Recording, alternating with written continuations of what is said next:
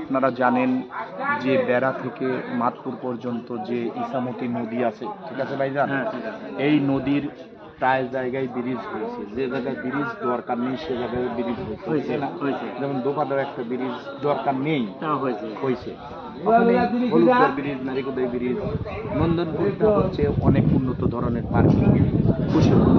কিন্তু আমাদের হাটবাড়িয়া মাদ্রাসা, এই যে বুলবাড়িয়া ইউনিয়নে ৪২,০০০ অধিবাসী, আমাদের এখানে ৬৫,০০০, নন্দনপুর ইউনিয়নে ৬৫,০০০ অধিবাসী, এছাড়াও অন্যান্য এলাকার লোকও কিন্তু যাতায়াত করবে।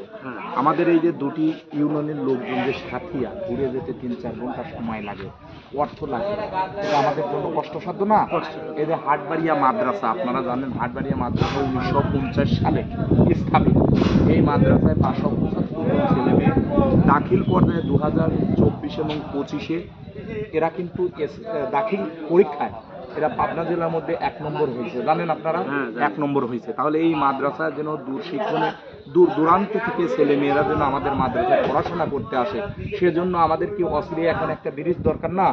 অবশ্যই একটা উন্নত ধরনের মডেলিং পার্কিং ব্রিজ দরকার।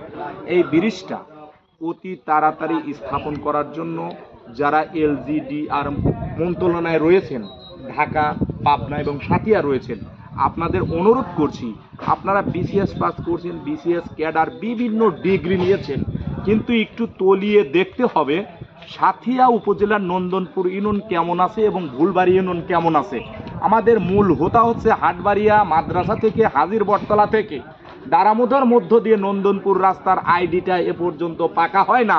আপনারা BCS পাস করে ক্যাডার হয়ে, MBS ডাক্তার হয়ে কত মাতব্বারি করেন, কত অনুষ্ঠান পালন করেন ঈদের পরের দিন, কিন্তু জনসংখ্যা বোয়ালমারি মাদপুর ঘুরে কেন সাথিয়াতে যাবে?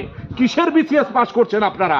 অতি সত্বর এই রাস্তা পাকা করার জন্য আবেদন করছি এবং হাটবাড়িয়াতে ব্রিজ স্থাপন করার জন্য অনুরোধ করছি।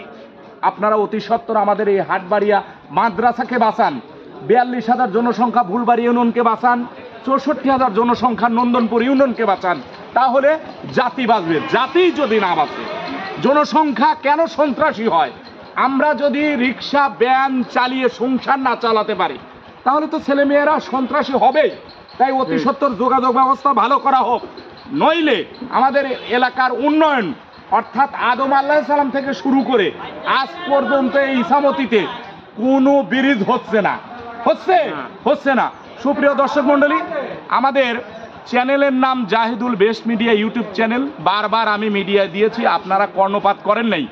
যদি প্রকৃত BCS ক্যাডার হয়ে থাকেন, প্রকৃত আপনি যদি LGDR গ্রুপের আপনি ব্রিজ মন্ত্রণালয়ের ভালো দায়িত্ব পালন করে থাকেন, পাবনা জেলার সাথিয়া উপজেলা নন্দনপুর ইউনিয়ন হাটবাড়িয়া এবং ভুলবাড়িয়া এখানে অতি তাড়াতাড়ি একটা ব্রিজ স্থাপন করার জন্য অনুরোধ করছি।